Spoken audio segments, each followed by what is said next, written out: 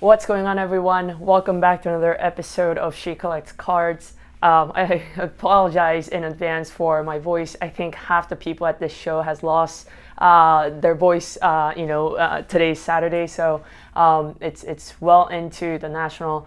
But yeah, I wanted to give a very timely update on what I took away from this show, the status of the F1 market specifically. I know some of you guys were very keen on that, especially the international collectors. And then of course I want to show you some of the cards that I picked up at this amazing national. So let's get the show started.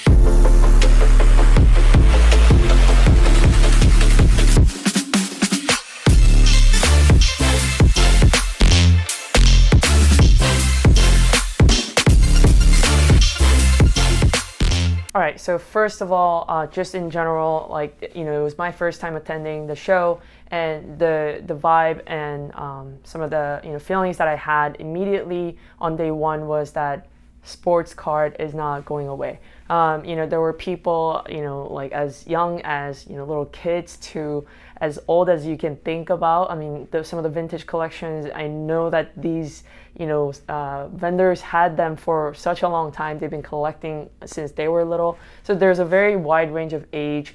And then even in cards that you can find anywhere from 10, 20 cents of cards to, you can think about like 7-figure cards. They were all there, which is absolutely insane and mind-boggling because, some of these cards that I thought that were rare, for example, a Jordan Fleer 86 PSA 10, I thought that those were rare.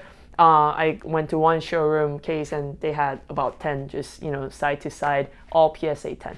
And so you can just kind of fathom whatever card you're looking for, it was there. And all the big collectors came out, really wanted to showcase some of their best collection, not even just to sell it, but really kind of get to know each other, meet other fellow collectors, and just share the love for the hobby. And so in general, I would say status of the hobby is healthy and strong. All the signals are towards the right way, and there are obviously some key things that were happening. I think NFL, especially quarterbacks, I noticed that a lot of the dealers were looking for, and they were selling a lot as well. So it was a lot of volume of those, given where we are in the season for NFL. Not so much basketball because the season just had ended, but obviously you see those, like I mentioned, 86 Fleer, LeBron, exquisite patches, rookie autos. It was absolutely insane. Currys were very, very highly sought after. So yeah, as you can imagine, basketball always, kind of in that rotation, but not as like hot as it, would be if, we were like 3 months ago here in the season.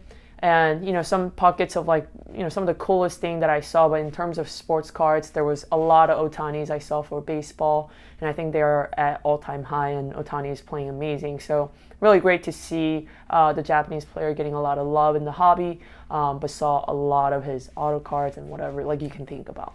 Soccer was a great buy for me. I didn't see as many soccer cards as baseball, basketball, and football, but that's I think expected. There were small pockets of soccer dealers, and the supply was insane.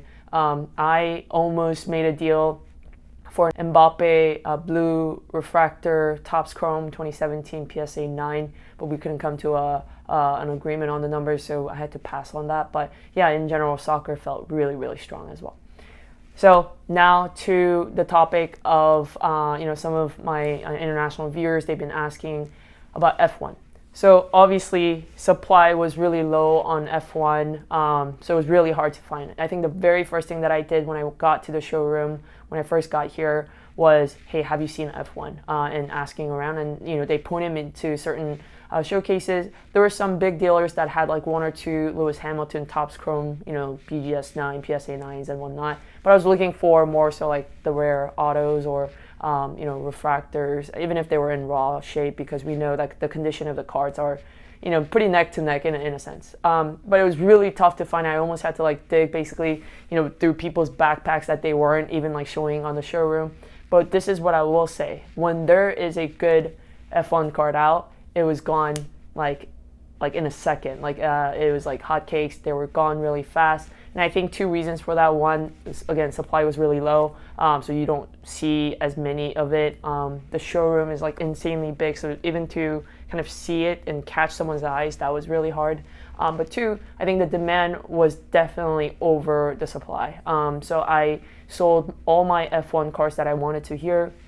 I picked up a couple, and I'll show you guys that in a second here. So the demand for those niche dealers and collectors and traders who knew about F1 and who were passionate about F1, it was just like, it wasn't even a, hey, what's the comp? It's like, no, I want the card, here's the cash for it. And so I would say for all of you guys who couldn't make it out to the National, the pulse check that I get on F1 is that it's, you know, getting some love, and I think there's more room to grow, certainly there, some mainstream love. But even if we don't get it, I think we're happy about it, to be honest, so that we can kind of trade amongst us some of these great cards, you know, from the top set. But, you know, obviously bigger, you know, folks are getting in. I don't have to mention any names, but you probably have seen them circulated, that some of these big collectors and dealers are picking up F1 cards. So that's my take on the National. Overall, F1 was hot.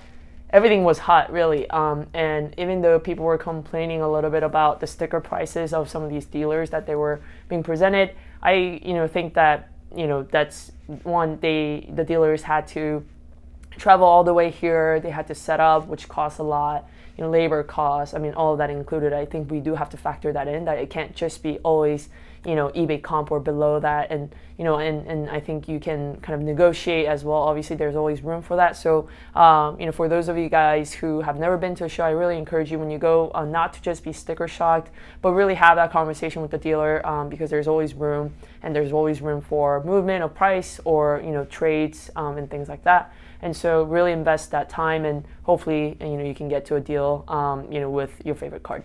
So yeah, the market is incredibly hot right now. I mean, the trade nights on all of the days I heard were super packed and jammed, of just traders wanting to, you know, like trade and sell and buy and whatnot. So, so this, you know, event here at the National in Chicago wasn't just, you know, at the showroom, but I think there were even more actions going on at hotel lobbies, at conference ballrooms and whatnot. So even in this hotel room right here that I'm staying at. So just honestly, the best show that I've ever been to. Definitely overwhelmed. I got more cards than I had expected, that I had planned, but I'm really happy about them. So let me show you guys what I picked up. All right, so these may not be all the cards that passed my hand. I did have some cards that I had gotten and then traded right away, you know, within minutes of getting them.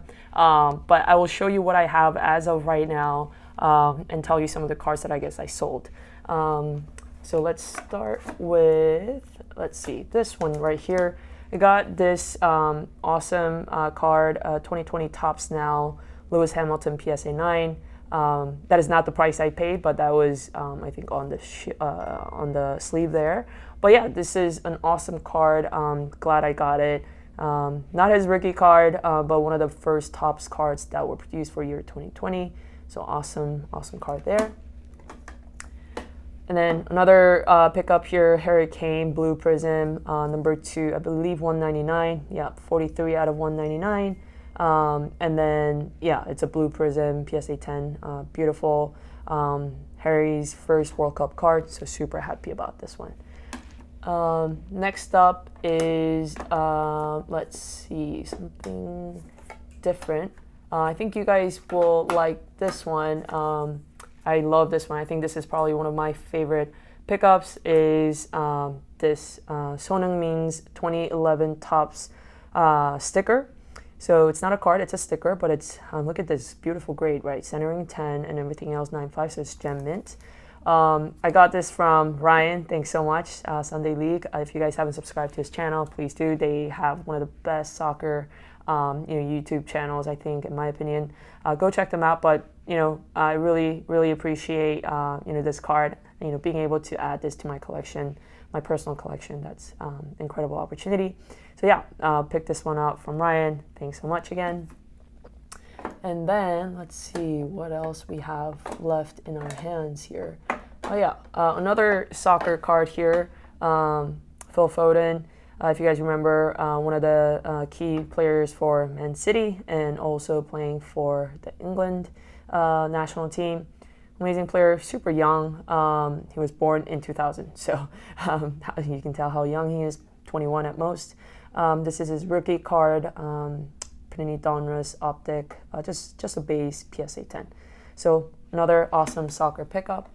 And then I think what's left of what is brand new to this collection, I have 2 cards left. I'll show you in the order of my liking. So this is a pickup in a trade that I made with a Tom Brady Bowman Chrome and Patrick Mahomes Prism rookie card with this 8.5 MJ. Centering 8.5, edge 9, corner 9, surface 8.5. Again, like it's probably a little bit high of a pop than I like, but you know, we all want to have this in our collection, I think, no matter what the grade is, and it's just so iconic. This is Jordan's rookie card. There's no other card. You see it a mile away, you know what card exactly this is. So super happy about it. Shout out to Coleman for the awesome deal on this. All right, last card, and you guys are gonna say, hey, if that's not your last card, what it is? Here it is. Max Verstappen 2020 Topps Chrome Auto Orange Refractor out of 25. This was not on a showroom. I basically had to beg and beg and beg the seller to sell it to me. When I saw it, it popped into my eyes. If you guys don't know, you know, orange matches Max's color, and so I mean, it just so much love. And yeah, just admiration for this card right now. I squealed. I literally squealed when I got the card. I don't think I've done that for a long time, actually. And so, yeah, this is probably by far one of the best cards I was able to secure here at the National. Super happy about it. Really excited for the race tomorrow. I'm filming this on Saturday, July 30th. So tomorrow they have the race at Hungary.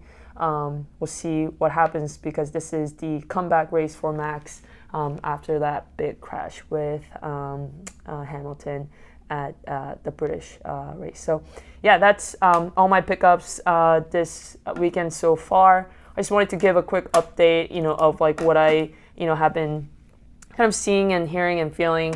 Obviously, a lot of, you know, like big signing people were at the show too. Ronaldinho was there.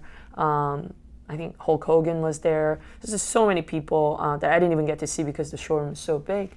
But overall, awesome show so far. I've absolutely enjoyed it, and now I'm gonna go ahead to a trade show. So wish me luck, and I will see you guys in the next video. Bye. That was awesome.